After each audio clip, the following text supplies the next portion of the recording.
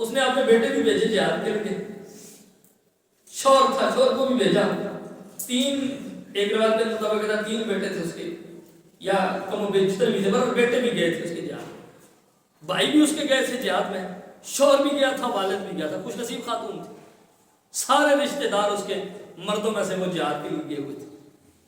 اور اس سے بڑھ کر خوش نصیبی یہ کہ کوئی بھی غازی بن کے نہیں آیا تھا، سارے شہید ہو گئے تھے، باپ بھی شہید ہو گیا، بیٹے بھی شہید ہو گئے، بھائی بھی شہید ہو گئے، شوہر بھی شہید ہو گیا۔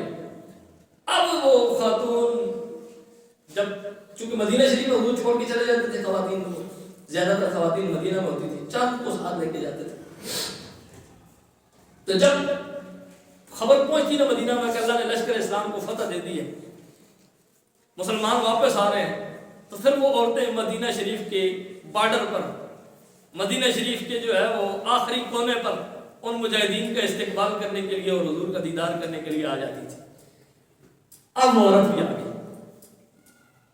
جب آئی نا تو حضور کے نبی صلی اللہ علیہ وسلم کے حوالے سے یہ ہوتا تھا کہ حضور کو صحابہ کرام درمیان میں رکھتے تھے، جس طرح چاند ستاروں کی جھرمٹ میں ہوتا ہے اس طرح حضور صحابہ حضور کو اپنے درمیان میں رکھتے تھے۔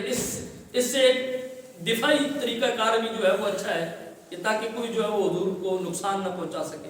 ان کا یہ طرز عمل تھا کہ آس پاس صحابہ ہوتے تھے، آگے بھی کچھ صحابہ ہوتے تھے، پیچھے بھی کچھ صحابہ ہوتے تھے، اور وہ جو ہے وہ حضور کو درمیان۔ اب جو آگے صحابہ کرام تھے نا انہوں نے اس عورت کو دیکھ لیا، اب وہ آپس میں باتیں کرنے لگے، بھائی یہ مائی پوچھے گی کہ میرے بیٹے خیریت سے واپس لوٹے، ہم کیا جواب دیں گے اس کو؟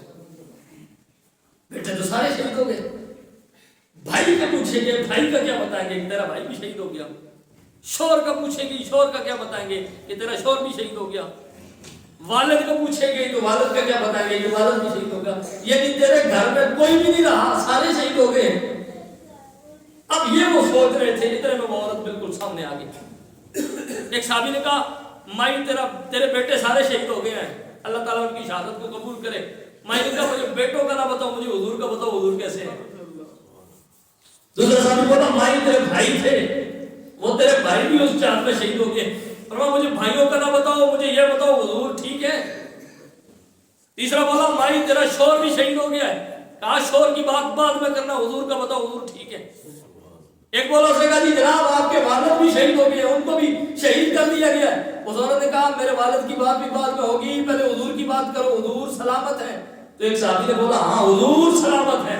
اس نے کہا شکر ہے رب کا، اگر حضور سلامت ہے تو سب ٹھیک ہے، اگر حضور خیر و عافیت سے ہے، میرے شوہر شہید ہو گئے، میرے بیٹے شہید ہو گئے، میرا بھائی شہید ہو گئے اور میرا والد شہید ہو گیا، ان کی شہادت کا اتنا غم نہیں ہے جتنی خوشی حضور کے لوٹ کے آنے، جتنا حضور خیر و عافیت سے لوٹ آئے ہیں، جتنا حضور کے واپس آنے کی خوشی ہے، اتنا ان کی شہادت کا غم نہیں ہے، اتنی پریشانی نہیں ہے۔ تو وہ ان لوگوں نے حضور سے اس طرح محبت کی ہے۔ تو حضرت کلندر لاہوری اقبال نے کہا یا رسول اللہ آپ ہیں تو پھر کسی چیز کی پرواہ نہیں ہے۔ اور پھر اقبال نے کلندر لاہوری نے جو حضرت ابوبکر صدیق کے حضور نے فرمایا گھر والوں کے لیے چھوڑ کے کیا آئے ہو، کیا چھوڑ کے آئے ہو، کیا گھر والوں کے لیے بچایا ہے؟ تو کلندر لاہوری اقبال نے کہا تھا کہ پروانے کو چراغ ہے بلبل کو پھول بس۔ یہ اقبال کے الفاظ نہیں ہے، یہ ابوبکر صدیق کے الفاظ ہیں۔ فرمایا پروانے کو چراغ ہے بلبل کو پھول بس، صدیق کے لیے ہے خدا کا رسول بس۔ یا رسول اللہ جب صدیق کو آپ جیسا نبی مل گیا ہے نا تو پھر صدیق کو کسی اور چیز کی ضرورت ہی نہیں ہے۔ دوستان